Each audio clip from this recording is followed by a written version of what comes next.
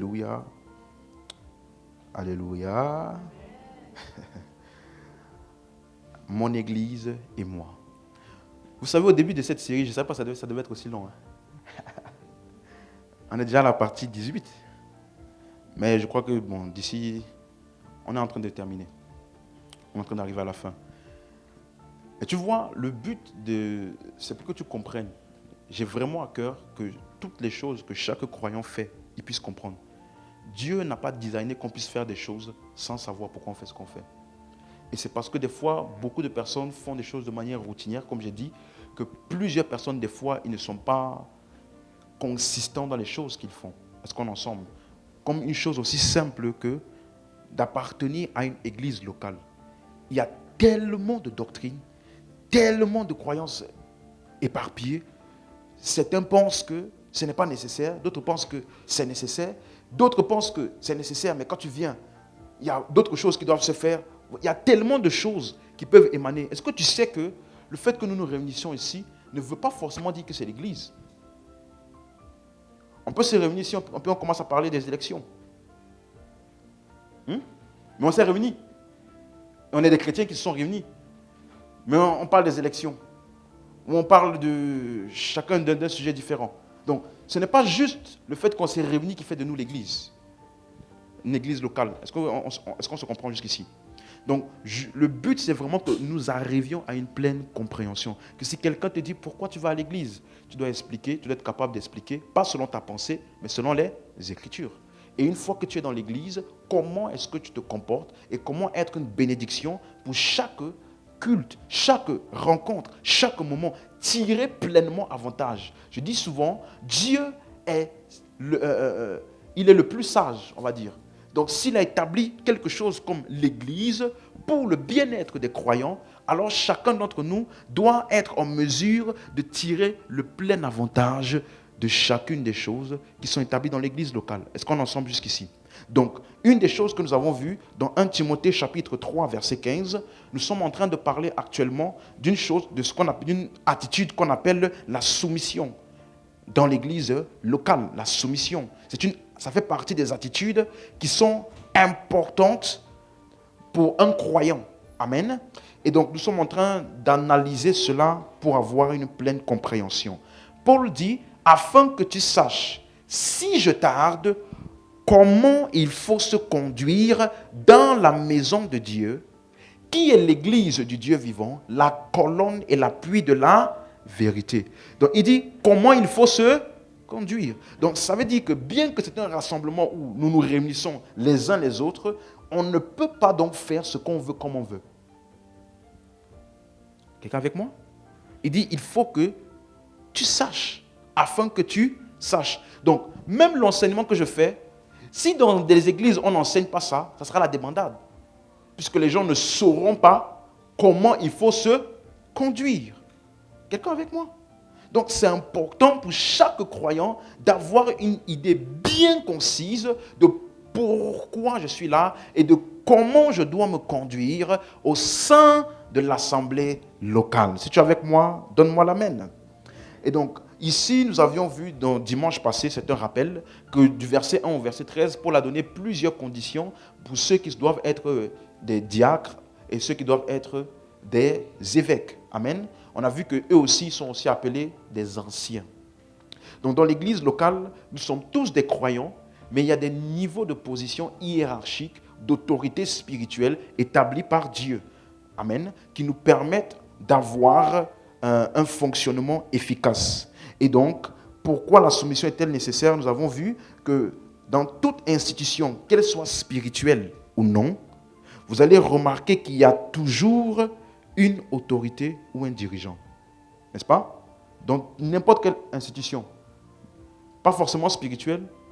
On a vu par exemple dans le mariage, on a vu dans la relation parent-enfant, on a vu dans la relation ton patron et toi, il y a toujours une autorité pour s'assurer du bon fonctionnement de chaque institution.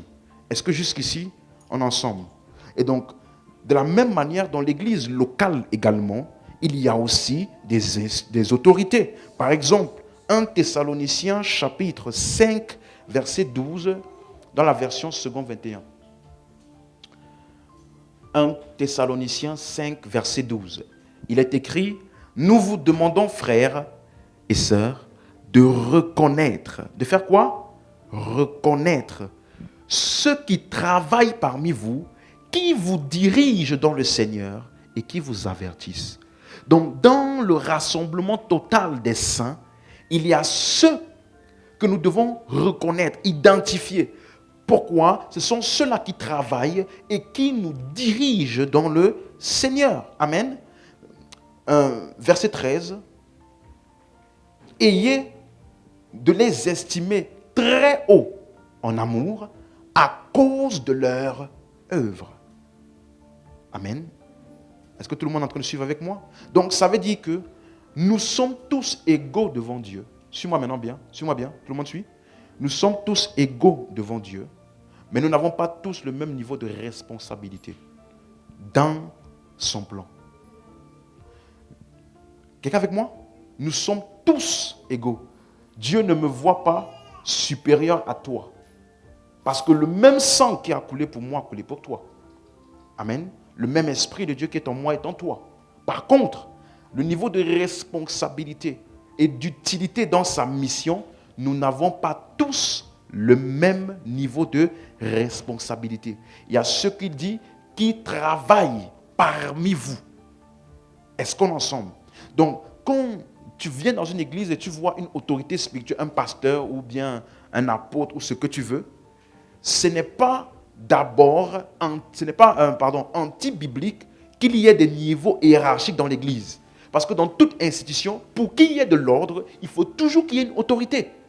Quelqu'un avec moi? Donc, s'il n'y a pas d'autorité, ça va être la débandade. Chacun va faire ce qu'il veut, comme il veut, de la manière qu'il veut, au moment où il veut, quand il veut, avec qui il veut. Vous voyez un peu?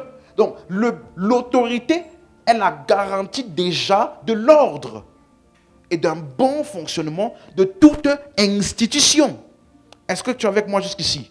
Donc, quelle donc attitude il faut avoir? Nous avons vu par exemple dans 1 Timothée 5, verset 17, pour ceux qui sont les autorités, les leaders spirituels, il dit que les anciens. Donc vous comprenez maintenant que quand vous utilisez les anciens, on ne parle pas de ceux qui ont les cheveux blancs. N'est-ce pas? Tu peux être très jeune, mais on t'appelle ancien. Tu peux être aussi très vieux, mais tu n'es pas ancien. Pourquoi? Parce que ce n'est pas l'âge physique, c'est le niveau de maturité spirituelle. Donc, que les anciens qui dirigent bien soient jugés dignes d'un double honneur. Surtout ceux qui travaillent à la prédication et à l'enseignement. Donc, ça veut dire qu'une attitude à avoir vis-à-vis de ceux qui sont des anciens ou de ceux qui sont des autorités spirituelles au sein de l'église locale, ce que les autres croyants leur doivent, c'est l'honneur. Une attitude importante, l'honneur. Nous avons vu ça dimanche. La deuxième chose que nous avons vu, c'est aussi rendre compte. Donc, la soumission aux autorités dans l'église locale inclut honorer ces personnes, rendre compte, et on a vu aussi obéir. Dans Hébreux 13, verset 17.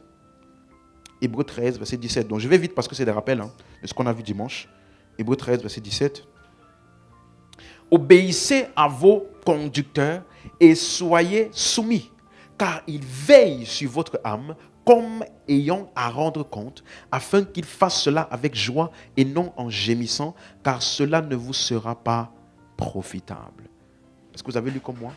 Donc, je vous ai dit que les anciens, là, évêques ou autres, nous avons vu, je vous ai expliqué qu'on les appelle les conducteurs, vos conducteurs. On les appelle aussi ceux qui vous dirigent. N'est-ce pas? Donc, c'est pour te montrer qu'une partie essentielle de la direction de Dieu pour ta vie sera à travers de certains hommes. Est-ce que tout le monde suit? Une partie essentielle de la manière dont Dieu va te conduire. Tu vas souvent prier pour certaines choses, pour avoir une clarté par rapport à certaines choses, et cette clarté ne viendra pas au moment de ta prière. Ça viendra au moment où ceux qui te dirigent, tes conducteurs, lorsqu'ils vont ouvrir la bouche, lorsqu'ils vont faire une action, ça va te donner une clarté par rapport à quelque chose dont tu avais besoin que Dieu te dirige. Donc, une partie essentielle de comment Dieu te dirige, c'est à travers ce qu'on appelle vos conducteurs. Tu as déjà pris une voiture? sais ce qu'on appelle le conducteur. Le conducteur, c'est qui?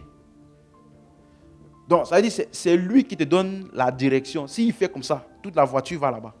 Toi, tu es dedans. Donc, ça veut dire qu'il y a certaines choses pour lesquelles ce n'est pas toi qui as le volant.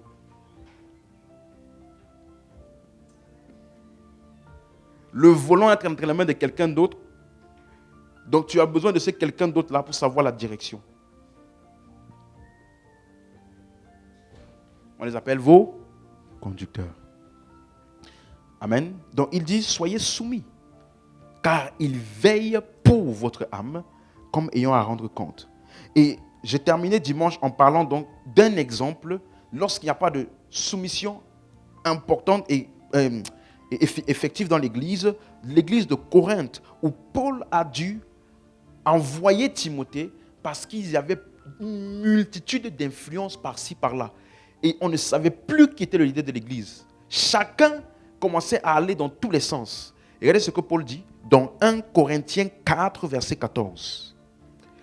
Il dit, ce n'est pas pour vous faire honte que j'écris ces choses, mais je vous avertis comme mes enfants bien-aimés. La suite. Car, quand vous auriez 10 000 maîtres en Christ, vous n'avez cependant pas plusieurs pères.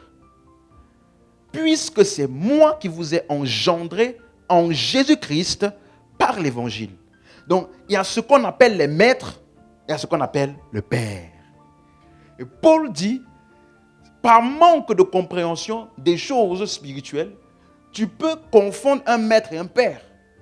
Il dit, tu peux avoir plusieurs maîtres, plusieurs personnes qui ont eu une influence d'une manière ou d'une autre dans ta vie. Mais tu n'as qu'un seul père, il dit, parce que c'est moi qui vous ai engendré en Jésus-Christ par l'évangile. La suite. Pour cela, je vous conjure donc, soyez mes imitateurs. Il me semble qu'on avait lu dans, je crois que c'était dans 1 Corinthiens 11, verset 1, pas besoin d'ouvrir, et où il disait, soyez mes imitateurs comme moi-même je suis imitateur de Christ. C'est ça? Ça veut dire que même dans la pensée de Dieu, la meilleure manière pour toi d'imiter Christ, c'est en imitant ce que Christ a mis sur toi. Il dit, soyez mes imitateurs, comme je suis imitateur de Christ. Est-ce qu'on est ensemble? Donc, cette partie de l'enseignement montre à quel point important sont les relations surnaturelles que Dieu a établies sur nos vies. Il y a certaines relations que si tu négliges le plan de Dieu pour ta vie. Il y a certaines relations, certaines personnes qui sont stratégiques pour l'avancement du plan de Dieu pour ta vie. Que tu veuilles, que tu ne veuilles pas. C'est Dieu qui les a établis comme ça. Quelqu'un avec moi? Et donc, si tu négliges ces relations-là, c'est toi-même qui es en train de te priver de tout le bénéfice spirituel de ce que cette relation, Dieu a établi pour toi.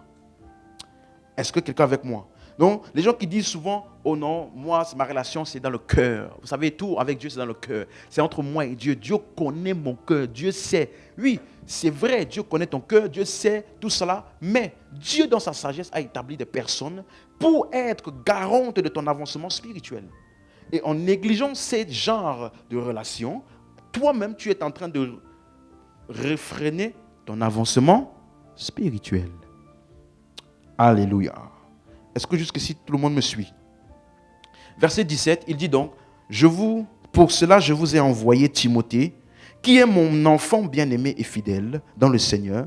Il vous rappellera quelles sont mes voies en Christ et quelle est la manière dont j'enseigne dans toutes les églises. Donc, un membre de l'église locale doit donc apprendre fidèlement et loyalement selon l'enseignement qu'il a reçu de son pasteur dans l'église locale. C'est très important. Amen. Donc, pour aujourd'hui, dimanche dernier, j'ai fini avec l'église de Corinthe. Amen. Aujourd'hui, je vais toucher l'église de Colosse. On va voir quels sont les différents dommages que ça peut causer lorsque dans une église, il n'y a pas cette compréhension de la hiérarchie spirituelle et qu'il y a plusieurs types d'influences désordonnées. Qu'est-ce que ça peut causer? Par exemple, dans l'église de Colosse, historiquement parlant, Paul n'était pas encore allé à Colosse. Quand tu lis par exemple Colossiens chapitre 2,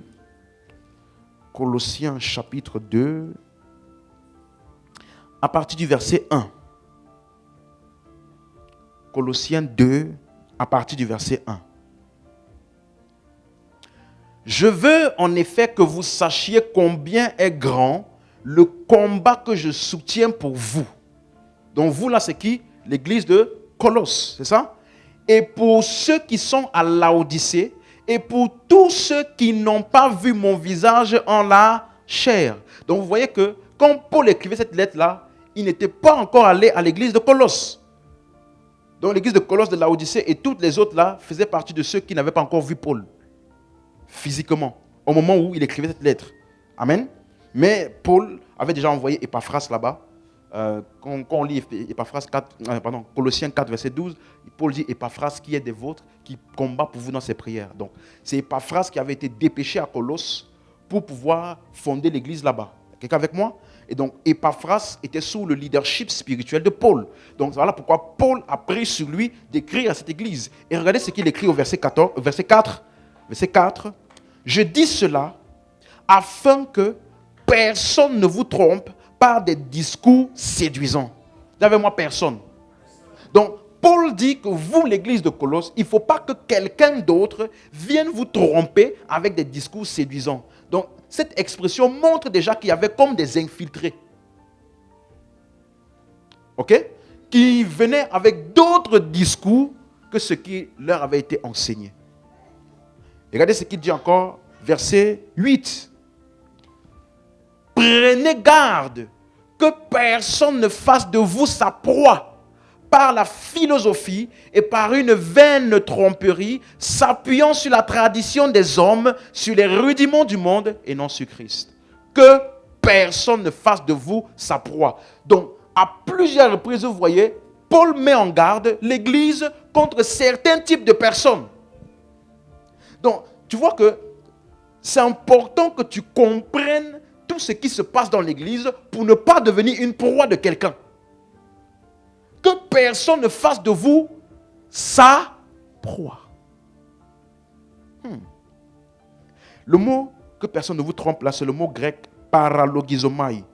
Ça veut dire agir en dehors de toi. Prendre une forme pour agir en dehors de ta nature. Donc, c'est le même mot qui est utilisé dans Jacques chapitre 1, verset 22, quand il dit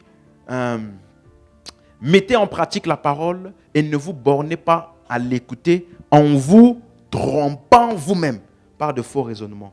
C'est ça le mot paralogizomai. Ça veut dire se façonner un système de pensée qui est en dehors de qui je suis vraiment. Est-ce que vous suivez? Donc, ça veut dire que quand Paul disait faites attention que personne ne vous trompe, il était en train de dire que le manque de soumission à l'enseignement de ce que Dieu a placé sur toi, dans ton assemblée, va te conduire à agir en dehors de toi. Va te conduire, tu vois, tu as déjà remarqué, j'ai déjà remarqué plutôt, dans une église, les personnes qui sont ferventes, engagées, du jour au lendemain, elles commencent à prendre des attitudes contraires à tout ce qu'elles avaient entendu. Il y a forcément quelqu'un ou une influence derrière. Vous suivez? Parallèle, ça veut dire agir en contresens de tout ce que tu as déjà suivi. Ça veut dire que forcément, il y a eu une influence, quelque chose que tu as entendu, quelqu'un d'autre que tu as écouté, une autre chose qui t'a communiqué un système de croyance ou de pensée différent de ce que tu avais entendu quand tu es venu à l'église. Est-ce que tu comprends? Et donc, le manque de soumission, ce n'est pas forcément d'abord dans des grandes choses. Ça peut juste être de manière subtile, comme modifier une instruction donnée ou rechercher un moyen plus simple d'exécuter une instruction. Par exemple, 1 Samuel 15, verset 14.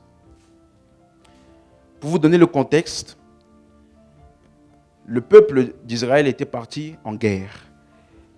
Et Dieu avait donné l'instruction par le prophète Samuel de dévouer tout par interdit. Vous comprenez ce que ça veut dire, dévouer par interdit dans l'Ancien Testament? Ça veut dire vous ne prenez rien, vous détruisez tout. Donc ça veut dire que tout ce que vous allez trouver après la guerre et que vous allez trouver dans le territoire que vous avez conquis, laissez tout là.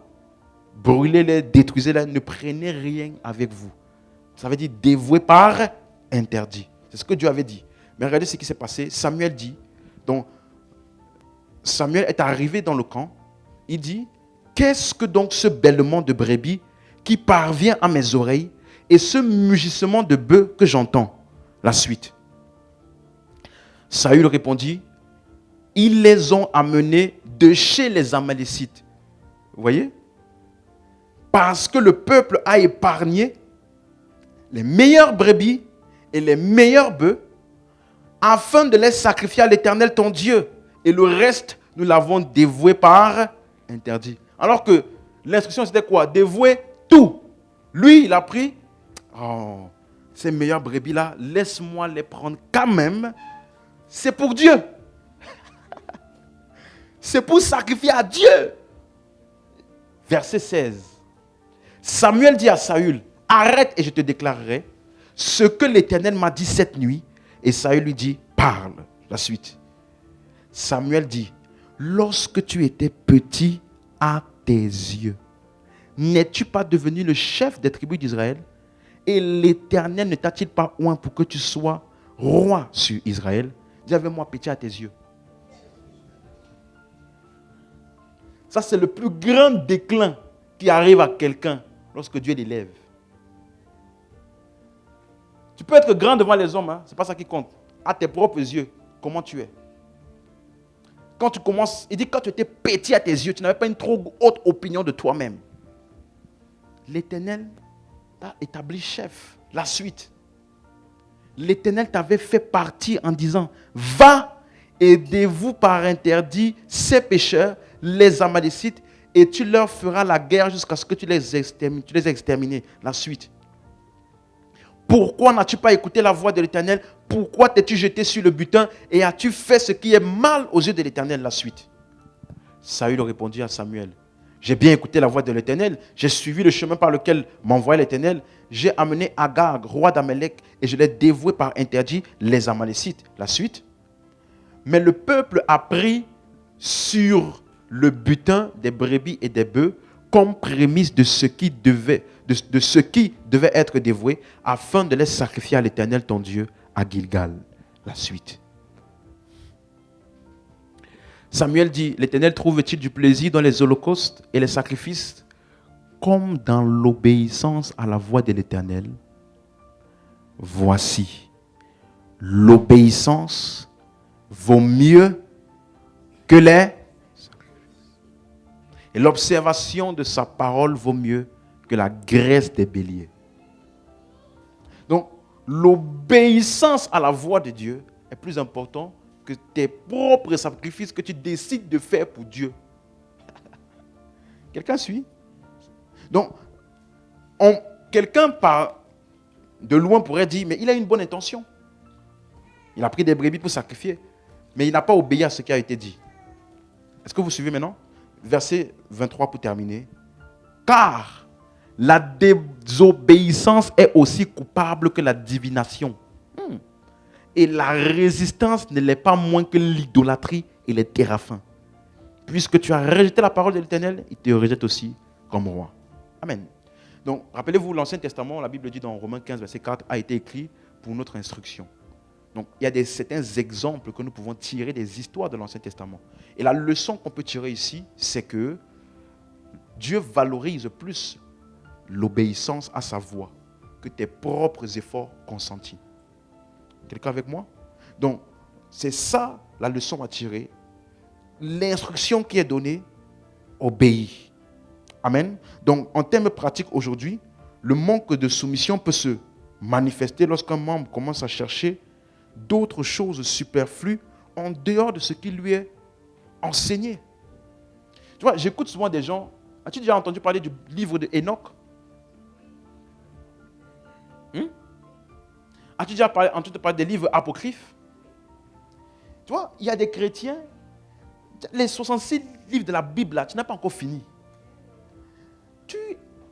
Tu vas chercher des livres au évangile selon Thomas. Pourquoi? Et c'est à cause de ça que plusieurs souvent sont détournés Parce que la recherche de connaissances n'est pas toujours bonne si ce n'est pas focalisé sur la bonne connaissance. Est-ce qu'on est ensemble?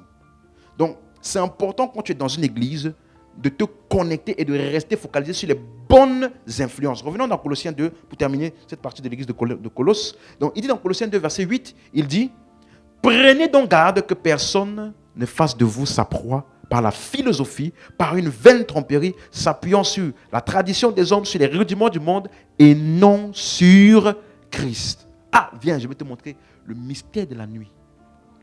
Viens, je vais t'enseigner comment voir les anges. Viens, je vais t'enseigner la technique de prière avec la bougie. Que personne ne fasse de toi sa proie. Il dit avec la philosophie, une vaine tromperie. Ça veut dire, c'est des personnes qui parlent bien. Quelqu'un avec moi?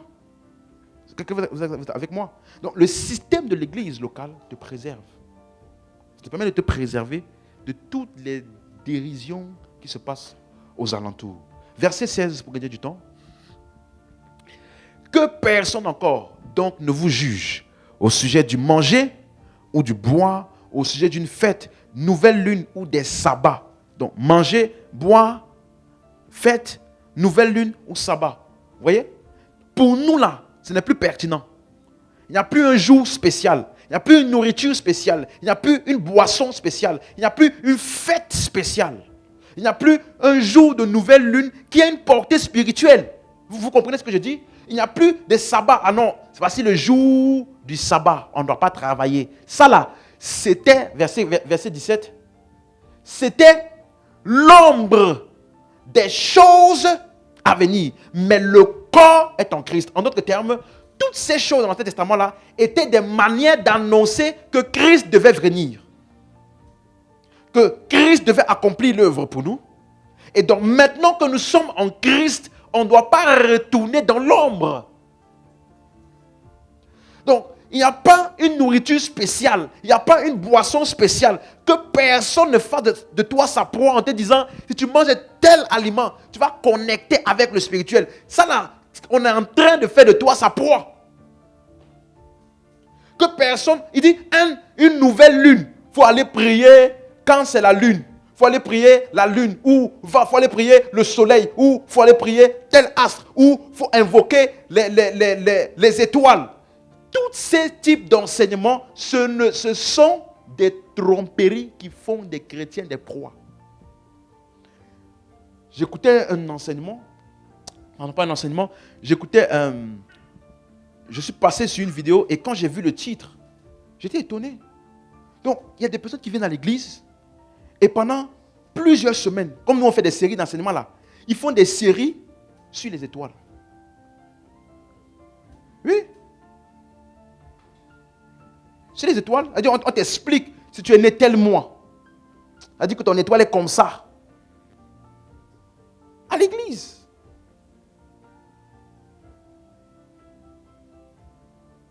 Que personne ne fasse de toi sa proie. Est-ce qu'on est ensemble? Nous sommes dans un siècle où il y a beaucoup de connaissances éparpillées partout. Et donc c'est très facile si tu n'es pas consistant et conscient de te faire détourner. Est-ce qu'on est ensemble? Verset 17. C'était l'ombre des choses à venir, mais le corps est Christ. La suite. Qu'aucun homme, sous une apparence d'humilité et par un culte des anges, ne vous ravisse à son gré le prix de la cause, tandis qu'il s'abandonne à ses visions et qu'il est enflé d'un vain orgueil par ses pensées charnelles. La suite. Sans s'attacher au chef, dont tout le corps assisté et solidement assemblé par des jointures et ses liens tire l'accroissement que Dieu donne. Tu vois, il te dit que ce sont des personnes qui ont une apparence d'humilité, mais qui s'adonnent à des visions, s'adonnent à tout type de choses sans s'attacher au chef. Voici la ligne de démarcation. Quand tu vois un enseignement où le centre de l'enseignement n'est pas de t'amener à une compréhension plus profonde de Christ, fais attention. Comment je peux connecter à Dieu par tel moyen? Comment je peux voir dans le monde spirituel de telle manière? Comment? Tel type de prière pour invoquer les anges, pour invoquer ceci. Tel type d'élément. Prie avec le tissu là. Comment ils appellent ça? J'ai oublié. Comment? Voilà, tu mets le tissu là, tu pries avec ça. Ça va te permettre d'avoir une portée. Frère, que personne ne fasse de toi sa proie. Dès que ça ne s'attache pas à Christ et son œuvre sacrificielle, fais attention. Il y a des enseignements, quand tu les écoutes, tu te demandes pourquoi Jésus avait besoin de venir mourir pour nous. On aurait appliqué tes principes, tes 23 principes, et puis c'est fini. Sans s'attacher au chef. Tout tourne autour de lui et de ce qu'il a accompli pour nous. Donc même si je t'enseigne sur la prière, je ne t'enseignerai pas comment Dieu va t'écouter quand tu vas prier comme ça. Ce qui fait que Dieu t'écoute, c'est parce que Christ est mort pour toi. Ce qui fait que Dieu est uni avec toi et que tu es agréable à lui, c'est parce que Christ est mort pour toi. Et donc je t'explique plutôt comment prendre avantage de cette union déjà active en toi. Est-ce que vous êtes avec moi? Que personne ne fasse de toi sa proie. La suite. Si vous êtes mort avec Christ au rudiment du monde, pourquoi, comme si vous viviez dans le monde, vous impose-t-on des préceptes? Pourquoi on vous impose? Tu vois, quand il dit vous impose-t-on, ça te montre que ce n'est pas lui qui a enseigné ça. Il y a d'autres types de personnes qui sont venues introduire d'autres types de connaissances. Il dit, qui sont ceux-là qui vous imposent encore des préceptes? Quel type de préceptes? La suite. Ne prends pas. Ne goûte pas. Ne touche pas. Ah non, moi je ne mange pas tel aliment. Ah non, moi je ne touche pas telle chose. Pourquoi vous impose-t-on-il ce genre de choses si vous êtes mort avec Christ au monde? Alléluia. La suite. Préceptes qui deviennent pernicieux par l'usage et qui ne sont fondés que sur les ordonnances et les doctrines des hommes. La suite. Ils ont à la vérité une apparence de sagesse en ce qu'ils indiquent un culte volontaire de l'humilité et le mépris du corps. Et ils sont sans aucun mérite et contribuent à la satisfaction de la chair. Vous avez compris? Donc, même mépris du corps, c'est-à-dire des pratiques, dormir par terre, même certains types de jeûnes. Oui. Ça là, ça n'amène que la satisfaction de la chair. C'est-à-dire que c'est toi, c'est ton ego personnel là. Moi j'ai déjà fait 40 jours à sec. Je suis spirituel, tu n'as pas pu faire ça. Ce n'est que la satisfaction de la chair. Moi je dors par terre. Tu es avec moi?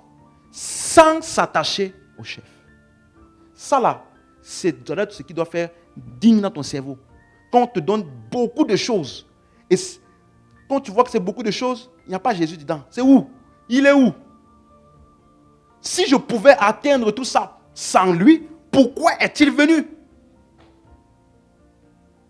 Alléluia. Que personne ne fasse de vous sa proie. Ah non, viens. Je vais parler. Regarde verset 22. Version seconde 21. Il te dit les préceptes là, ne prends pas. Ne touche pas. Hein? Quoi encore? Ne goûte pas. Il dit, ces choses-là, quand on dit ne prends pas, ne touche pas, ne goûte pas, n'est-ce pas? Voici la caractéristique de ça. Elles ne concernent que des choses destinées à quoi? À quoi? Dès qu'on en fait, viens, je vais prendre de l'eau spéciale, je vais verser sur toi. Quand il fait chaud là, quand tu sors là, l'eau là est où? Qu'est-ce qui s'est passé sur l'eau qu'on a mis sur toi? Disparu, n'est-ce pas? Et on va te dire que c'est ça qui va bénir ta vie. Vous me suivez? Suis-moi. Ce qui fait notre connexion avec Dieu et notre unicité en Christ, c'est ce que Christ a fait pour nous. Si ça, ce n'est pas suffisant pour toi, pourquoi tu es chrétien? Tu avec moi? Personne ne fasse de toi sa proie. Amen? Donc, ici, vous voyez que ça se voit qu'il y avait des personnes qui avaient été infiltrées pour amener d'autres types d'influences. Et donc, le croyant qui est qui a été correctement enseigné, il reste soumis et loyal à ce qui lui a été enseigné et ne se laisse pas entraîner par tout type d'influence autre. Est-ce que tu es avec moi jusqu'ici? Donc tu dois être vigilant pour ne pas baisser ta garde et t'exposer à des doctrines étrangères. Troisième type d'église, l'église d'Éphèse. Historiquement, dans Actes des Apôtres, chapitre 19, c'est là-bas que l'église d'Éphèse avait été fondée par Paul. Pendant qu'Apollos était à Corinthe, Paul, après avoir parcouru les hautes provinces de l'Asie, arriva à Éphèse, ayant rencontré quelques disciples, il leur dit la suite. Avez-vous reçu le Saint-Esprit quand vous avez cru? Bon, allons directement au verset 9 pour gagner du temps. Donc, Paul arriva à Éphèse, mais comme quelques-uns résistaient et restaient endurcis, décriant devant la multitude la voix du Seigneur, il se retira d'eux. Suivez-moi. Il sépara les disciples et enseigna chaque jour dans l'école d'un nommé Tyrannus. Donc, Paul est arrivé à Éphèse, il a pris quelques disciples, il a commencé à enseigner là-bas chaque jour, chaque jour, chaque jour. Et qu'est-ce qui s'est passé? Verset 10. Cela dura combien? 2 ans. De sorte que tous ceux qui habitaient l'Asie, juifs et grecs, entendirent la parole du Seigneur. La suite. Verset 20, rapidement, directement, pour gagner du temps. C'est ainsi que la parole du Seigneur croissait en puissance et en force. Donc, c'est Paul qui a établi l'église de Éphèse. C'est clair? On a lu ça? Ok? Maintenant, allons dans Acte 20, verset 20. Il parle toujours à la même église, il dit, vous savez que je n'ai rien caché de ce qui vous était utile et que je n'ai pas crainte de vous prêcher et de vous enseigner publiquement et dans les maisons. La suite. Mais je ne fais pour moi-même aucun cas de ma vie comme si elle m'était précieuse. Pourvu que j'accomplis ma course avec joie et le ministère que j'ai reçu du Seigneur Jésus, d'annoncer la bonne nouvelle de la grâce de Dieu. Verset 29. Je sais qu'il... Regardez maintenant. Donc, ici, Paul est en train d'annoncer son départ. Donc, il a dit, je vous ai enseigné de tout, publiquement dans les maisons. Et voici ce qu'il leur dit. Je sais qu'il s'introduira parmi vous, après mon départ, des loups cruels, qui n'épargneront pas le troupeau. La suite. Et qu'il s'élèvera du milieu de vous. Regardez les deux types de choses. On vient au verset 29, pardon. Verset 29. Il s'introduira, donc ça veut dire que des gens de dehors vont s'introduire. Mais, verset 30, il dit quoi? Et aussi qu'il s'élèvera d'où? Vous avez vu ça? Du milieu de vous, des hommes qui enseigneront des choses pernicieuses pour entraîner des disciples avec eux. Il dit, après mon départ, je sais que ça arrivera. Il les a avertis, mais malgré ça, ils n'ont toujours pas compris. Voilà pourquoi dans 1 Timothée 1, verset 3 maintenant, Paul dit, je te rappelle l'exhortation que je te fis à mon départ pour la Macédoine, lorsque je t'engageais à rester où? Vous avez lu? À rester où? Afin de recommander à certaines personnes de ne pas enseigner d'autres. Donc malgré que Paul a parlé, ils n'ont pas écouté. C'est quand même arrivé. Il a dû envoyer Timothée pour remettre les choses en ordre. Donc, tu vois que c'est important pour chacun d'entre nous d'être quelqu'un qui veille à rester soumis à l'église, à l'enseignement et à la formation spirituelle qui t'est donnée dans ton église. Parce que le fait de venir à l'église ne veut pas dire que tu es membre de l'église. Il y a des gens qui s'introduisent pas pour venir apprendre, mais pour venir détourner. Oui. Je connais des personnes. Il a dit, Dieu m'a appelé pour ouvrir une église et commencer une œuvre. C'est louable. Amen. Mais comme il n'avait personne avec lui, qu'est-ce qu'il a fait? Il est allé dans une église. Il est resté là-bas pendant 2 ans. Pendant les 2 ans, il a augmenté en responsabilité. On l'a confié beaucoup de responsabilités. Quand il a eu la notoriété maintenant, il a dit, je pars. Et il a pris la moitié de l'église pour partir ouvrir son église. Oui. Il dit, il s'élèvera du milieu de vous. On a vu ça, n'est-ce pas? Beaucoup qui feront quoi? Enseigneront des choses pernicieuses et entraîneront des disciples avec eux.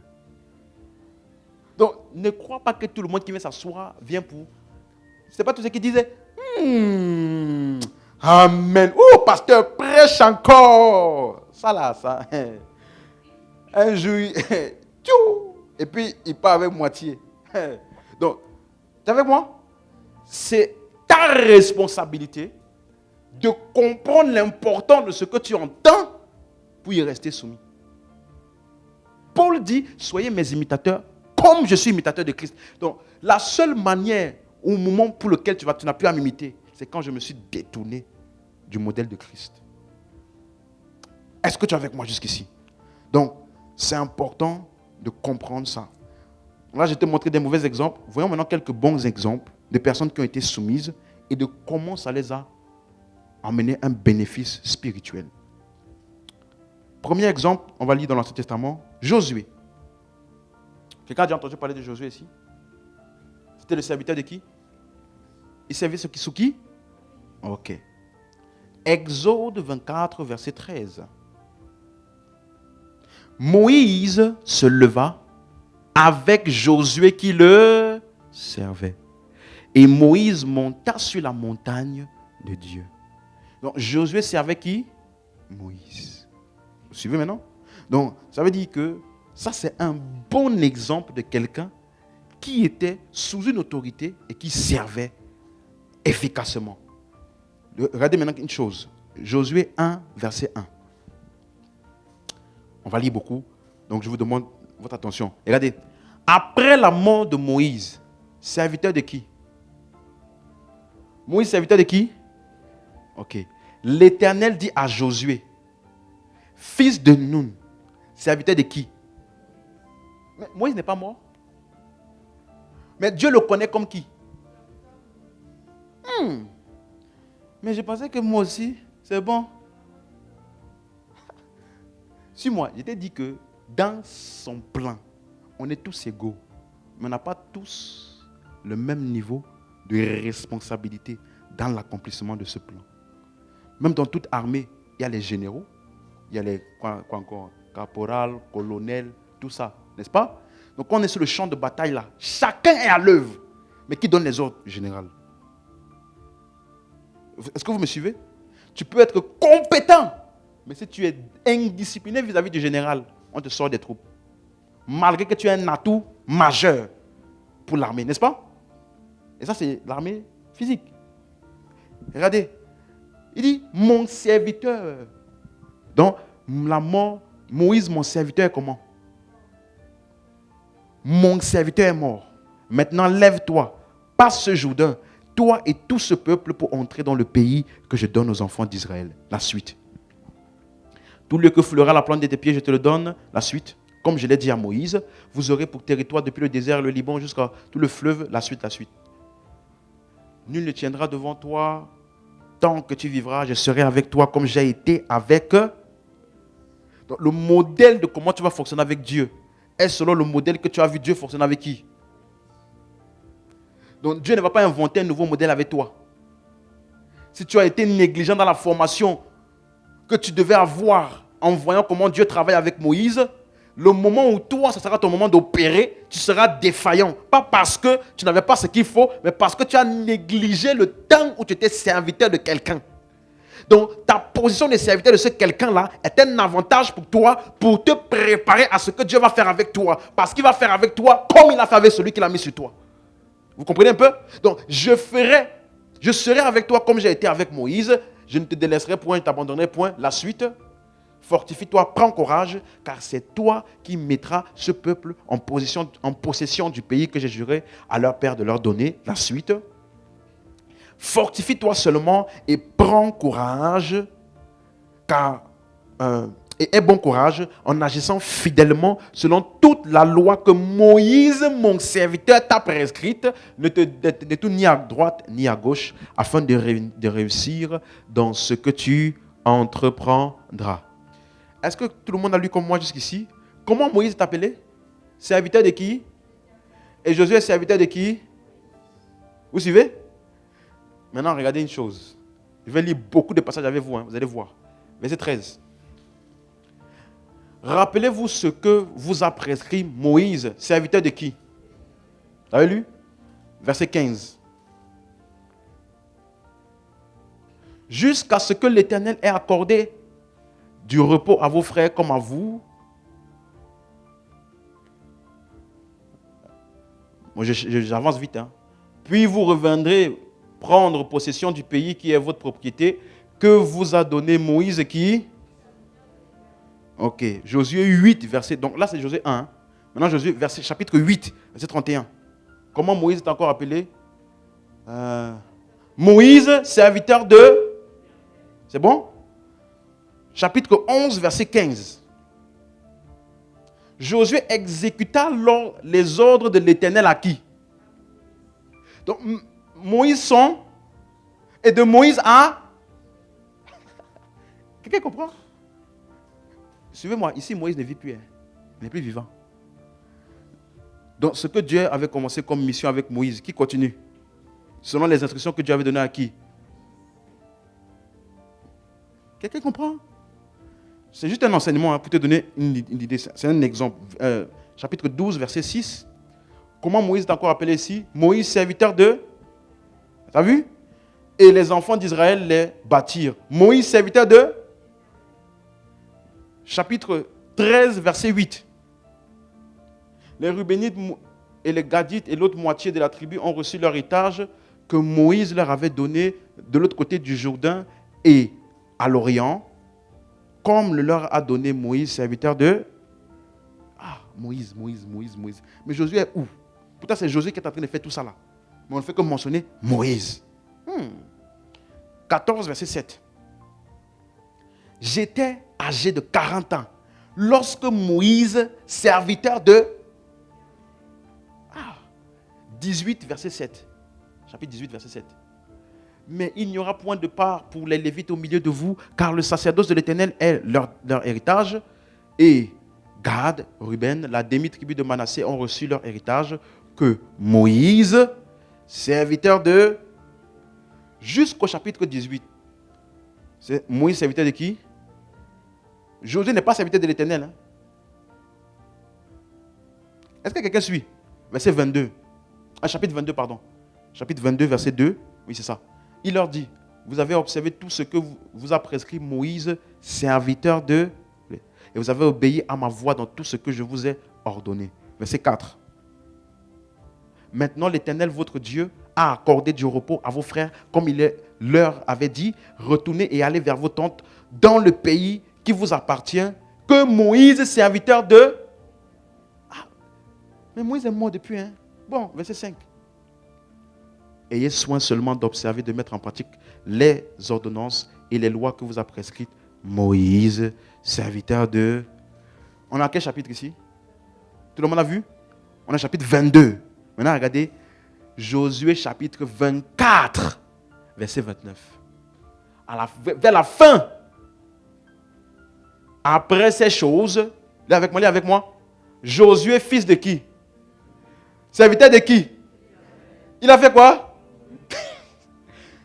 Regarde vers quel moment on dit serviteur de l'Éternel. C'est pour dire que une grande partie de l'accomplissement de Dieu avec lui était dépendant de ce qu'il avait appris et compris de son leader spirituel Moïse. C'est-à-dire, il y a des relations surnaturelles, des personnes que Dieu met, tu les négliges, tu vas galérer dans l'œuvre de Dieu. Tu es avec moi? Donc, quand tu lisais Exode, tu vas lire Exode, Deutéronome, tu vas voir, Josué, il est toujours collé à Moïse. Tout le temps. Des fois même la Bible dit, Moïse, il entre dans le tabernacle, la nuée couvre le tabernacle. On dit, il parle avec Dieu là-bas. Et après, Moïse sort. Josué reste. Moïse sort du tabernacle où il parle avec Dieu pour aller donner des instructions au peuple. Josué, qui était en train avec Moïse, reste là-bas. Tu vois, ça veut dire que une manière par laquelle Dieu travaille, et maintenant ça, je veux te donner, ça c'est une chose que si tu comprends ça, ça va beaucoup t'aider. Une des manières par laquelle Dieu travaille, c'est par l'imitation. L'imitation, c'est-à-dire imiter. Tu suis? Ce qu'il va faire avec toi, il va toujours mettre quelqu'un devant toi pour que tu aies un aperçu de ce qu'il va faire avec toi. C'est pour ça que tu vois certaines personnes, quand tu les vois, tu sens en toi, ça là, je sens le répondant en moi. Quand il fait ça, Seigneur, voici. Dieu fait ça exprès. Tu me suis? Donc une des manières par laquelle tu peux voir exactement comment Dieu va t'utiliser plus tard. Regarde les types de choses qui émoustillent ton esprit. Quand tu es exposé à certains types de choses. Tu me suis? Mais regarde, Josué, ça veut dire dans toute sa vie. Moïse, mon serviteur, toi tu es le serviteur de Moïse. Mais n'a-t-il pas accompli le plan de Dieu pour sa vie? Donc, cette soumission n'était pas un désavantage, mais un avantage. Cette soumission n'était pas un désavantage, mais un avantage. Donc, laisse-moi te dire, sans aucune crainte de me tromper, que tout type d'enseignement, système de pensée qui te pousse à ne pas honorer certains hommes de Dieu, laisse-moi te dire, ce n'est pas de Dieu. Les enseignements qui te communiquent les esprits d'indépendance, c'est moi et moi, Dieu, et puis c'est tout. Il n'y a pas, aucun homme ne peut faire, oh, je n'ai que toi. Oui, amen. Mais tu sais quoi? Tu restes seul, tu seras limité dans ce que Dieu peut faire avec toi. Tu as vu l'exemple? Laisse-moi te donner un autre exemple. Samuel. Donc, regarde. Tout ce que Josué a fait était en l'absence de Moïse. Il n'était pas là. Donc, la vraie soumission est en l'absence du leader. Ce n'est pas quand tu es devant la personne. C'est en l'absence. Quelqu'un avec moi? C'est ça qui a préservé Josué de ne pas se détourner ni à gauche, ni à droite, comme la parole a dit. Amen. Samuel est un autre exemple. 1 Samuel 3, verset 2. J'aime cette histoire. Pour vous donner le contexte, il y a celui qu'on appelait le sacrificateur Élie. Et d'après la Bible, il n'était plus relevant devant Dieu. C'est-à-dire qu'il était ce qu'on peut appeler aujourd'hui rétrograde. C'est-à-dire vis-à-vis de l'œuvre de Dieu, de ce qu'il avait à faire, il n'avait plus aucune vision, il ne dirigeait plus le peuple, il était même devenu aveugle, la Bible dit. Donc, vis-à-vis, ministériellement parlant, et de Dieu, pour lui là, il était déjà ce qu'on appelle de côté. Vous me suivez? Et la Bible dit, en ce temps-là, regardez, Élie, qui commençait à avoir les yeux troubles et ne pouvait plus voir, était couché à sa place. La suite, la lampe de Dieu n'était pas éteinte et Samuel était couché dans le temple de l'Éternel où était l'arche de Dieu. Donc, pour ceux qui se rappellent de l'histoire de Samuel, c'est ça? Anne, sa mère, avait dit, si tu me donnes mon fils, je te le consacrerai. Donc, quand il est né, il a été confié au temple. Donc, il a grandi dans le temple. Vous suivez? Donc, il dormait à côté de l'arche. Vous suivez? La suite. Alors l'Éternel appela Samuel. Il répondit, me voici. Tout le monde suit? Qui a appelé Samuel? Qui a appelé? On a tous lu, n'est-ce pas? Qui a appelé? La suite. Et il courut vers qui? Je repose ma question. Qui a appelé? Il est parti vers qui? Il courut vers Élie et dit, me voici, car tu m'as appelé. Élie répondit, je n'ai point appelé, retourne te coucher. Et il alla se coucher. Ma question est celle-ci. Pourquoi est-il allé vers Élie? Elle dit que la voix qui lui a appelé là était la voix de qui? Donc Dieu a utilisé le timbre de voix de qui pour lui parler? Lisons encore la suite. L'Éternel appela de nouveau Samuel. Et Samuel se leva, alla vers Élie et dit, me voici, car tu m'as appelé. Élie répondit, je n'ai point appelé mon fils. Retourne te coucher. La suite. Samuel ne connaissait pas encore l'Éternel. Et la parole de l'Éternel ne lui avait pas encore été la suite. L'Éternel appela de nouveau Samuel pour la 3e fois. Et Samuel se leva, alla vers Élie et dit, me voici, car tu m'as appelé. Élie comprit que c'était l'Éternel qui appelait l'enfant. La suite.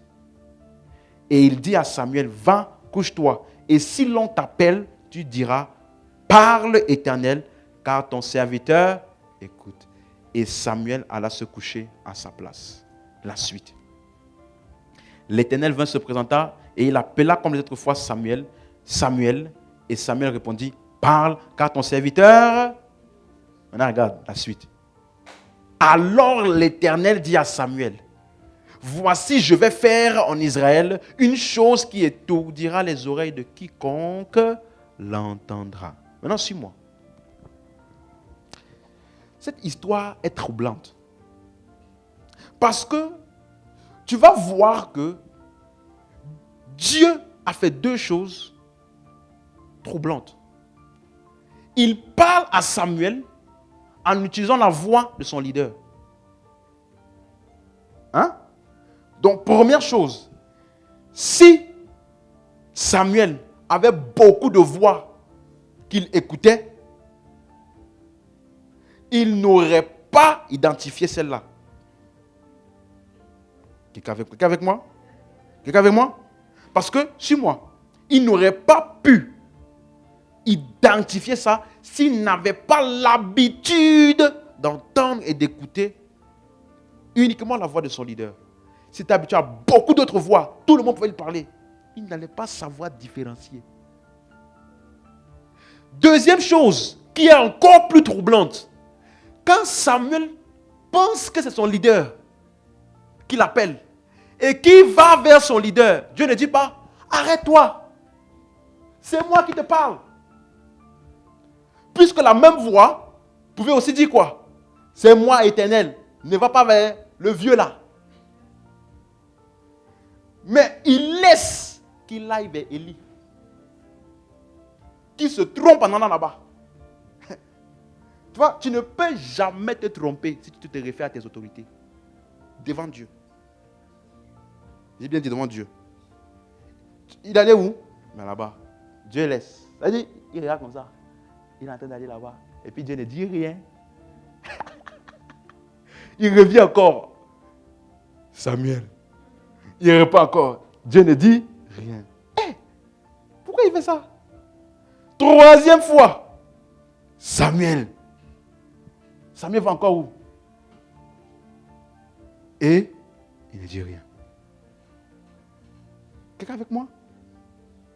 Maintenant, quand Élie a compris de quoi il s'agissait, 3e chose encore plus étonnante, Dieu n'a pu continuer avec Samuel que quand Élie a donné le décodage. Donc, il y a des interactions supérieures avec Dieu que tu n'auras pas tant que celui qui l'a établi sur toi ne t'a pas donné le...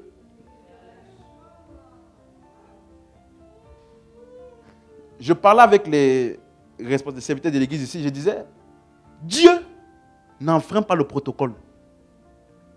Je me suis rendu compte, Dieu va te parler à toi, hein, des choses importantes, peut-être même de l'église, hein. Et puis moi qui suis le pasteur, va me laisser. Pasteur, Dieu m'a révélé que, en fait, tu n'es pas vraiment... tu n'es pas vraiment celui qu'il me faut, voilà, pour mon avancement. Donc voilà, à partir de maintenant, voilà.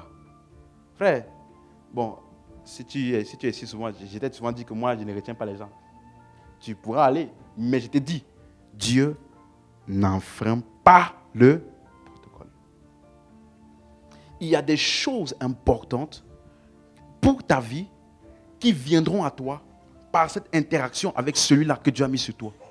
Parce que Dieu, ici, il s'est restreint d'avancer tant que Élie n'est pas allé voir celui-là pour qu'il lui dise la suite de ce qu'il devait faire.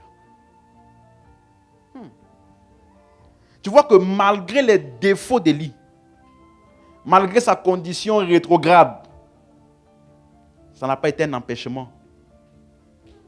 Et ça n'a pas été une occasion pour Samuel de le mépriser dans son cœur. Est-ce que tu es avec moi? Quand tu es dans la soumission, c'est un garde-fou pour ta propre vie.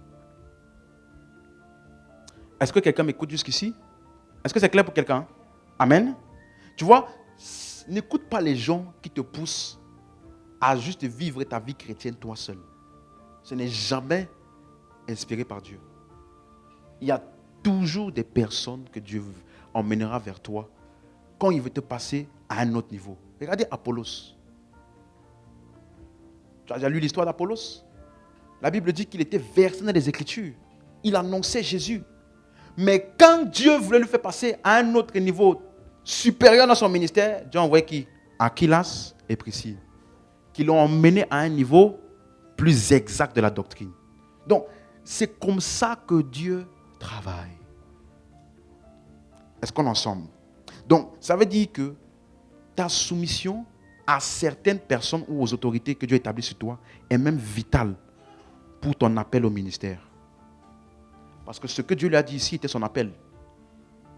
Et c'est à partir de cet événement-ci que Samuel est devenu le Samuel qui dit des choses et ses paroles ne tombent jamais à terre. À partir de quand cet événement? Mais qui a été un facteur important dans ça? Pas que Dieu seul. S'il avait négligé la place d'Élie, il serait resté en train de stagner. Bien qu'il vivait dans le temple à côté de l'arche. Amen. Troisième cas, rapidement. Élisée. Donc on a vu qui? Josué. On a vu qui aussi? Samuel. Maintenant on voit Élisée. Rapidement. 1 Roi 19, verset 19. 1 Roi 19, verset 19. Élie partit de là et il trouva Élisée, fils de Shabbat, qui labourait. Et il y avait devant lui 12 paires de bœufs et il était avec la 12e. Élie s'approcha de lui et il jeta sur lui son manteau. Élisée, quittant ses bœufs, courut après Élie et dit: laisse-moi embrasser mon père et ma mère et je te suivrai. Élie lui répondit: va et reviens, car pense à ce que je t'ai fait. La suite. Après s'être éloigné d'Élie, il revint prendre une paire de bœufs qu'il offrit en sacrifice avec l'attelage de ses bœufs, et il fit cuire leur chair et la donna à manger au peuple. Puis il se leva, suivit Élie et fut à son service. Donc Élisée, à partir d'ici, a commencé à servir auprès de Élie. Il lui était soumis, au point que c'est comme ça désormais que même quand Élie n'était plus là, c'est comme ça qu'on connaissait Élisée. 2 Rois, chapitre 3, verset 11. Regardez ce qu'on dit. Mais Josaphat dit: n'y a-t-il ici aucun prophète de l'Éternel par qui nous puissions consulter l'Éternel? L'un des serviteurs du roi d'Israël répondit: il y a ici qui? Il y a qui? Fils de Japhat, qui faisait quoi? Voilà comment on le connaissait. Élie n'était plus là. Hein? C'était lui le prophète majeur. Mais on le connaissait comme Élisée qui versait l'eau sur les mains d'Élie. Tu vois que même ton service de Dieu auprès de celui qui l'établit sur toi, ta soumission et ta fidélité vont te permettre de profiter de la grâce et de l'élévation que Dieu avait mis sur lui, même quand il n'est pas là. Amen. Tout le monde suit comme moi? Donc, tu vois que même en l'absence d'Élie, Élisée, à cause de comment il avait servi, était bien connu. On n'a pas dit Élisée, il prophétise bien. Élisée qui versait l'eau sur les mains d'Élie. Voilà comment on le connaissait. Alléluia. Et on a un autre exemple, toujours dans 2 Rois là, du serviteur d'Élisée maintenant, qu'on appelle Géasi. Tu connais? 2 Rois chapitre 5, verset 20. Géasi, serviteur de qui? D'Élisée. Donc, suis-moi, Élisée était un bon serviteur. N'est-ce pas? Voilà pourquoi il a continué correctement. Il a pu accomplir correctement tout ce que Dieu avait pour lui. Maintenant, lui aussi, il a eu un serviteur. Géasi, serviteur d'Élisée, homme de Dieu, se dit en lui-même, voici, mon maître a ménagé Naaman, ce Syrien, en n'acceptant pas de sa main ce qu'il avait apporté. L'Éternel est vivant. Je vais courir après lui et j'en obtiendrai quelque chose. Donc, pour ceux qui veulent le contexte, Naaman, le soldat syrien, était venu et a été guéri par le moyen d'Élisée. Amen. Et donc, avant de partir, il a donné une grosse offrande. Élisée a dit, non, je n'ai pas besoin de ton offrande, va avec. Mais Géasi, serviteur d'Élisée, a dit, l'Éternel est vivant. Tu vois, tu vas aller mentir, tu dis, l'Éternel est vivant. L'Éternel est vivant. Je vais courir après lui et j'en obtiendrai quelque chose. La suite. Et Géasi courut auprès de Naaman. Naaman le voyant courir après lui, descendit de son char pour aller à sa rencontre et dit, tout va-t-il bien? La suite. Il répondit, tout va bien. Mon maître m'envoie te dire, voici, il vient d'arriver chez moi 2 jeunes gens de la montagne d'Éphraïm, d'entre les fils des prophètes. Donne pour eux, je te prie, 1 talent d'argent et 2 vêtements de rechange. La suite. Naaman dit, consent à prendre 2 talents. Il le pressa et serra 2 talents d'argent dans 2 sacs, donna 2 habits de rechange et les fit porter devant Géasi par 2 de ses serviteurs. La suite. Arrivé à la colline, Géasi les prit de leurs mains et les déposa dans la maison et il renvoya ces gens qui partirent. La suite. Puis il alla se présenter à son maître. Élisée lui dit, d'où viens-tu, Géasi? Il répondit, ton serviteur n'est allé ni d'un côté, ni d'un autre. Dis-moi une chose. Il y a des gens... Moi, j'ai déjà été dans une église où le pasteur principal, c'est un prophète. Il y a des gens qui, à cause du fait que les prophètes prophétisent souvent, n'est-ce pas? Tu penses qu'il sait tout. Tu penses tu as peur, quoi. Dis-moi, si Géasi savait que le prophète savait tout, tu penses qu'il aurait menti? C'est pour te montrer qu'il ne sait pas tout. Il ne faut pas qu'on te blague. Il ne sait pas. Lui là, il n'aurait jamais pu dire, oh, je n'étais nulle part. Si le prophète savait tout. Hein? La suite. Maintenant, mais Élisée lui dit, mon esprit n'était pas absent lorsque cet homme a quitté son char pour venir à ta rencontre. Est-ce le temps de prendre de l'argent et de prendre des vêtements, puis des oliviers, des vignes, tu vois les détails? Des brebis, des bœufs, des serviteurs et des servantes. Tu es avec moi? Ça veut dire que pendant que Géasi faisait tout ça là, Élisée était posé quelque part. Il y avait un écran devant lui. En esprit, il voyait toute la scène. Donc, voici une autre leçon que tu dois savoir.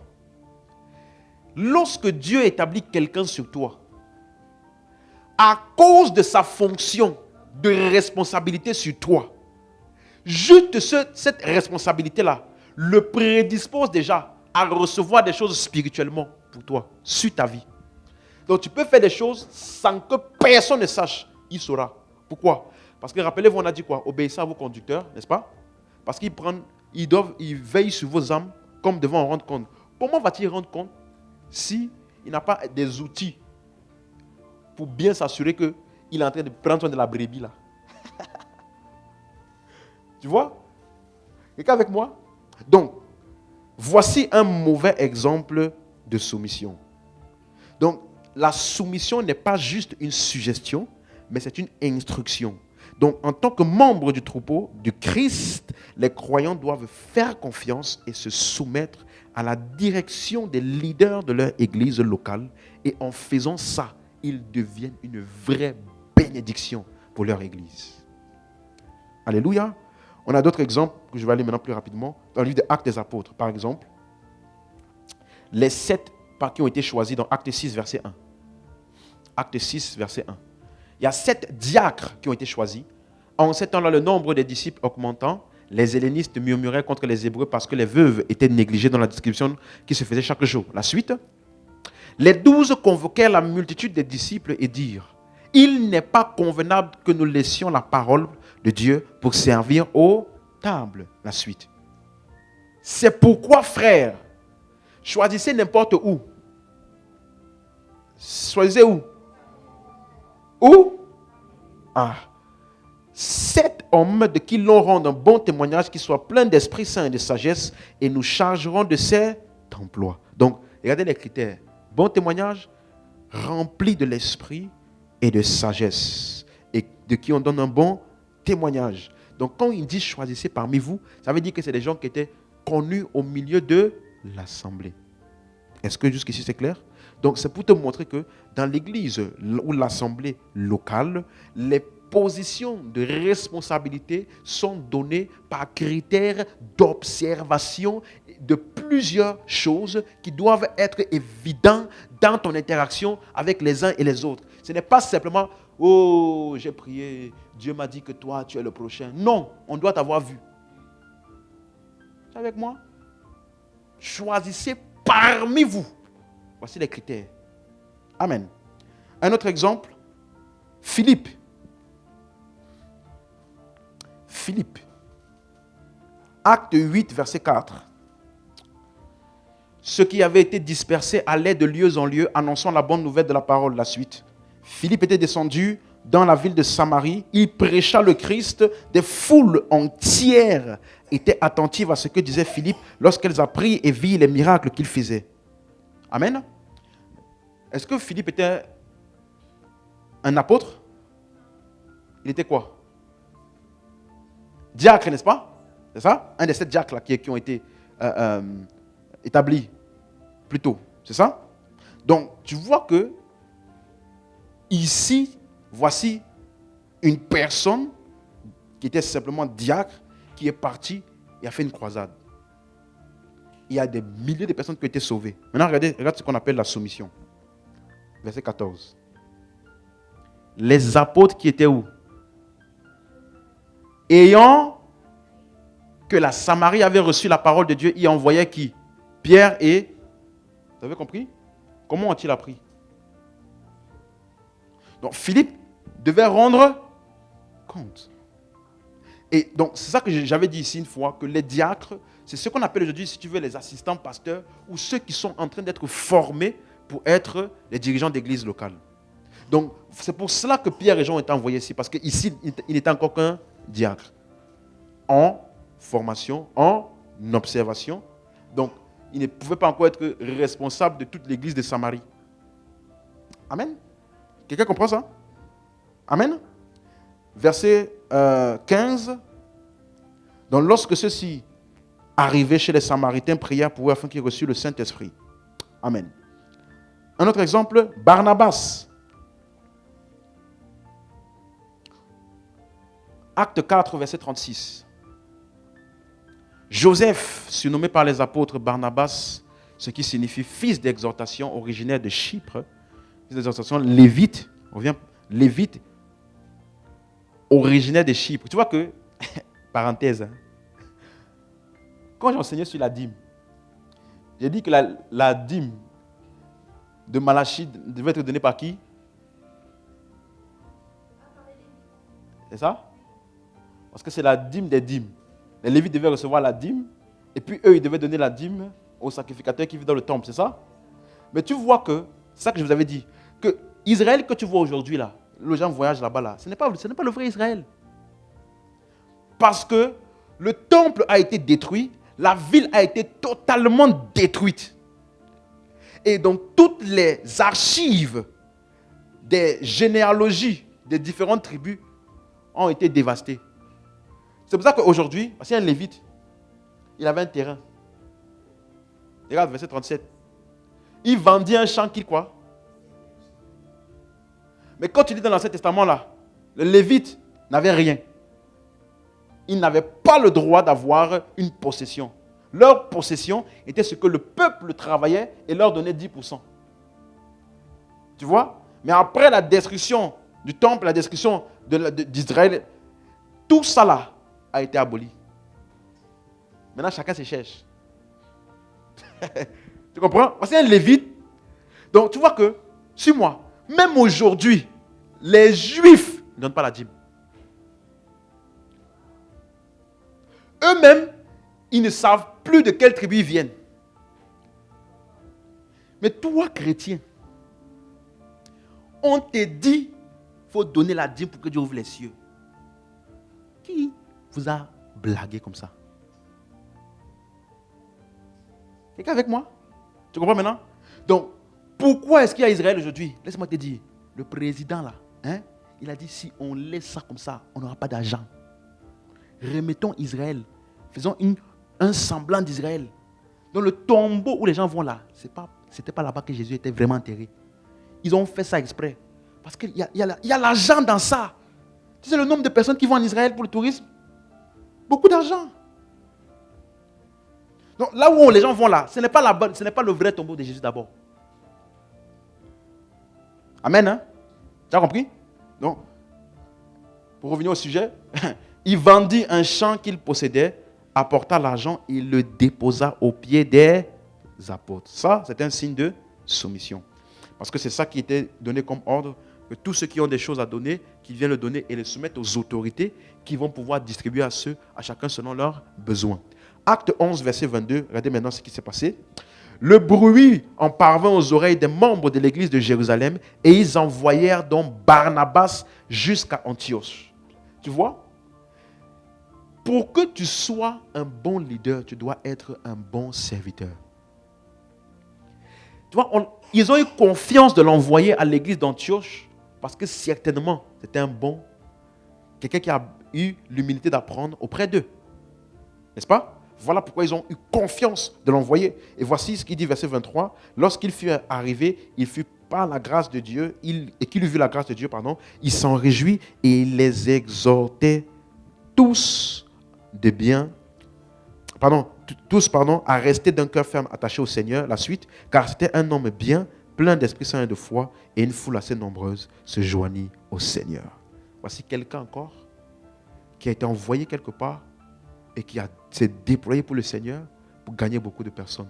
Mais ça là, c'était la conséquence de sa soumission. On n'aurait jamais eu confiance de l'envoyer si c'était un rebelle. Quelqu'un suit ça? Donc, c'est important. Et avant-dernier point, Philémon, c'est un exemple. Un bon exemple encore de soumission. Pour vous donner le contexte de ce qu'on va lire, il y a un disciple de Paul qu'on appelait Onésime. Avez-vous déjà lu ce nom dans la Bible? Onésime. En fait, c'était un esclave avant qui était devenu chrétien sous l'influence de Paul, ou alors par Paul. Et donc, Onésime était esclave de Philémon, ici. C'était lui son maître. Et donc, Onésime a fui. Il a fui son maître. Et d'après la loi, à cette époque, les esclaves qui fuyaient étaient condamnés à mort. Vous suivez? Mais quand Onésime a fui, il est parti auprès de Paul. Et c'est auprès de Paul que Onésime s'est converti. Tu me suis bien? Et quand Onésime s'est converti auprès de Paul, selon la loi, les esclaves devaient être renvoyés chez eux. Donc Paul a renvoyé Onésime chez Philémon, mais cette fois avec un détail que je vais te laisser lire ici. Regarde. Paul, prisonnier de Jésus-Christ, et le frère Timothée, à qui? À Philémon, notre bien-aimé et notre compagnon d'œuvre. Verset 7, rapidement. J'ai en effet éprouvé beaucoup de joie et de consolation au sujet de ta charité, car par toi, frère, le cœur des saints a été tranquillisé. La suite. C'est pourquoi, bien que j'ai en Christ toute liberté de te prescrire ce qui est convenable, la suite, c'est de préférence au nom de la charité que je t'adresse une prière, étant ce que je suis, Paul, vieillard, et de plus maintenant, prisonnier de Jésus-Christ. Est-ce que vous suivez? La suite. Je te prie pour mon enfant que j'ai engendré, étant dans les chaînes. Qui? Onésime. Tu vois, voici quelqu'un qui a été enchaîné en prison. Et étant enchaîné en prison, là-bas dans les chaînes, là, il sauve encore des gens.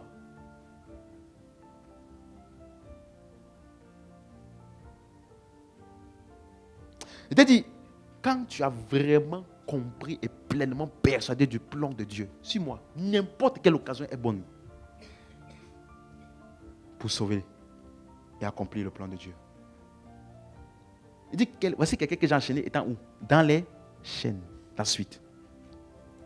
Autrefois, qui t'a été autrefois inutile, mais qui maintenant est utile à toi et à moi, je te le renvoie, lui, mes propres entrailles.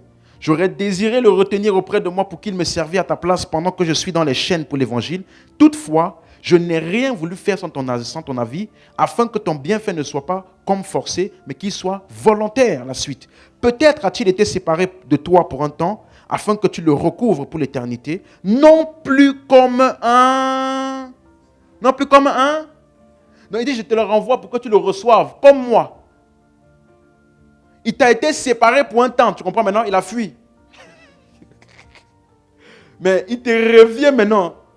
Et maintenant, il faut que tu le reçoives, non plus comme un, mais comme supérieur à un esclave, comme un frère bien-aimé de moi particulièrement et de toi à plus forte raison, soit dans la chair, soit dans le Seigneur.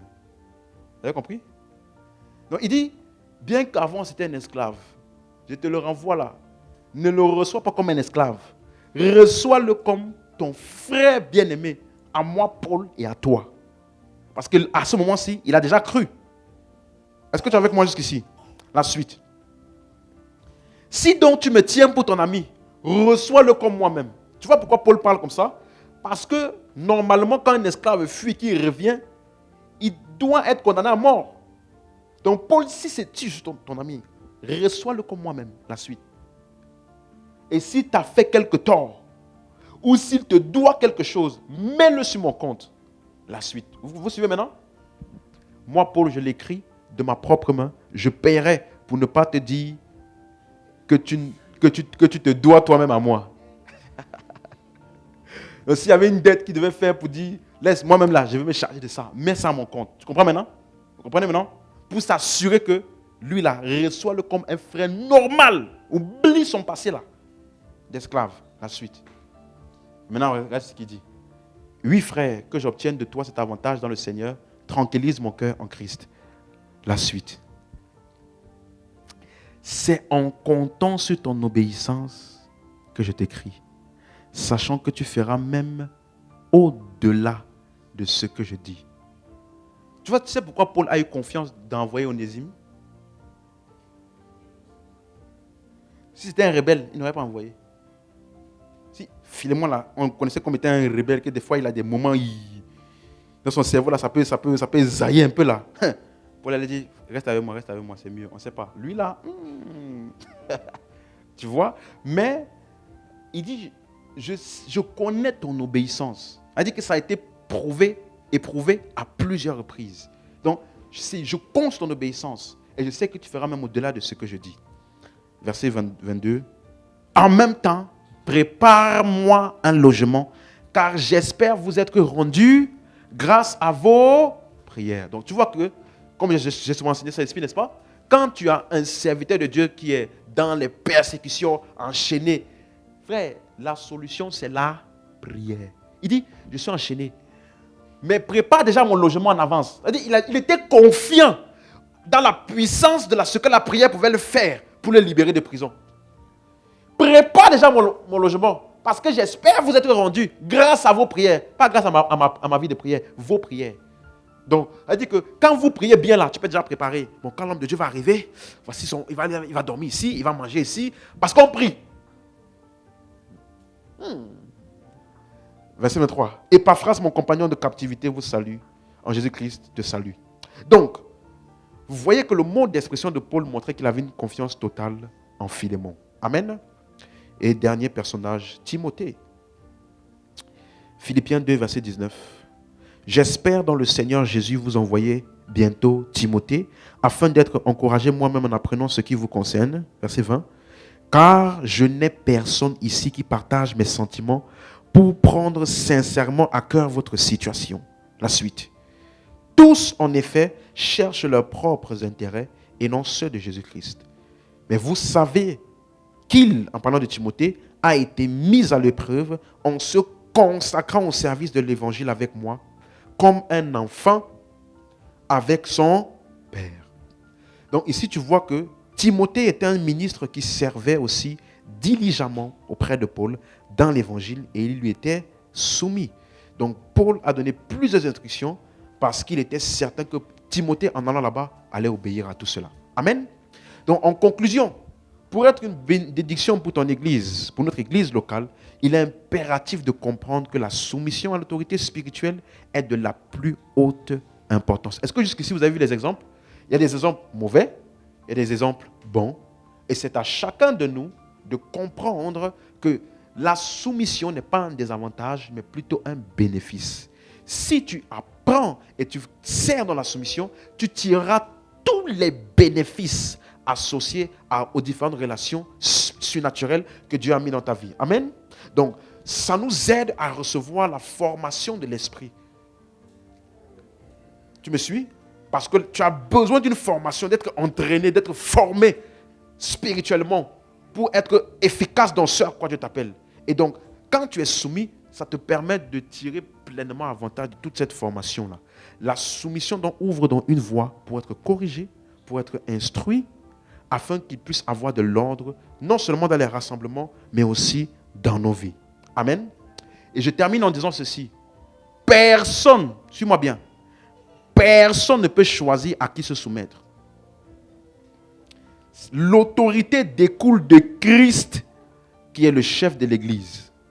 Et c'est lui seul qui décide à qui confier la direction et les différentes positions. Regardez un texte, 1 Corinthiens 12, verset 14. Ainsi, le corps n'est pas un seul membre, mais il est formé de plusieurs membres. C'est ça? Vous avez lu? Verset 18. Maintenant, qui a placé? Qui a placé? Dieu a placé chacun des membres dans le corps comme qui a voulu. Tu m'as suivi? Verset 27. Vous êtes dans le corps de Christ et vous êtes ses membres chacun pour sa part. La suite. Et Dieu a établi. Qui a établi encore? Qui? Donc, Dieu a placé il dit, Dieu a établi dans l'église premièrement des apôtres, secondement des prophètes, troisièmement des docteurs, ensuite ceux qui ont le don des miracles, ceux qui ont le don de guérir, de secourir, de gouverner et de parler de diverses langues. Ça veut dire que tous les différents offices et positions d'autorité dans l'église sont établis par Dieu. Donc ce n'est pas à toi de décider, voici à qui je veux me soumettre et pas à lui. C'est Dieu qui établit chaque personne comme il a voulu. Amen. On peut se lever. Alléluia. Donc tu dois comprendre cela. Amen. Donc n'oubliez pas ce texte-là que nous avons lu au début dans 1 Timothée 5, 17. Il dit, ceux qui travaillent à l'enseignement et à la parole, à l'enseignement et à la prédication, ils doivent être jugés d'un double honneur. Donc, première chose, quand tu viens dans une église ou quand tu es connecté à une église, tu dois identifier ceux, ok? Ceux qui sont les autorités, ceux qui travaillent à la parole et à l'enseignement, ceux qui dirigent le peuple. Une fois qu'ils sont identifiés, tu as une attitude à maintenir vis-à-vis d'eux pour pouvoir tirer pleinement bénéfice de leur ministère pour toi. Est-ce que vous suivez? Tu vois, ce n'est pas un outil de manipulation. Voilà pourquoi tu dois bien observer aussi les personnes. Ok? Pour être conscient que lui-là, il est en train de servir vraiment Dieu pour Dieu. Pas pour le gain, pas pour la domination, pas pour la manipulation. Amen. Une fois que tu l'as identifié, marche dans la soumission.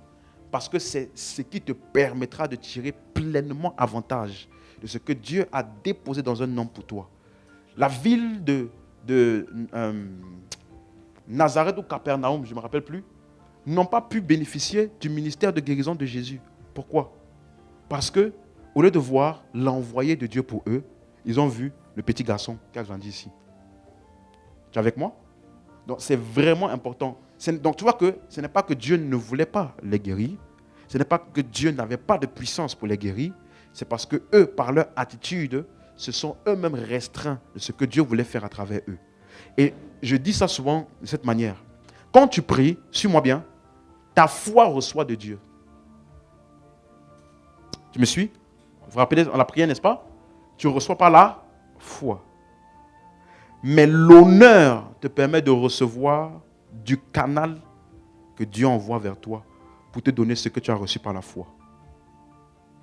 Donc tu peux avoir reçu par la foi. Je reçois telle chose, je crois que j'ai reçu, je le verrai s'accomplir. Et quand tu reçois comme ça par la foi, Dieu envoie quelqu'un. Si tu méprises la personne, par manque d'honneur, ce que tu as reçu par la foi, tu ne le verras pas. Donc la foi reçoit de Dieu, mais l'honneur nous permet de recevoir ce que nous avons reçu de Dieu là, des personnes que Dieu a désignées pour les amener vers nous. Parce qu'il n'y a rien qui vient du ciel. Quelqu'un se rappelle? Tout ce dont tu as besoin se trouve où? Sur la terre. Donc quand tu pries et que tu reçois par la foi, Dieu bouge des hommes. Mais tu ne sais pas toujours qui. Et tu ne sais pas toujours comment. Donc c'est mieux de traiter tout le monde correctement pour être sûr de recevoir de la personne qui a été sélectionnée, designée par Dieu pour ton bien. Alléluia. Donc c'est vraiment important. N'oubliez jamais cette leçon-là. Amen. On peut élever la voix et rendre grâce à Dieu. Merci pour ce message, Père.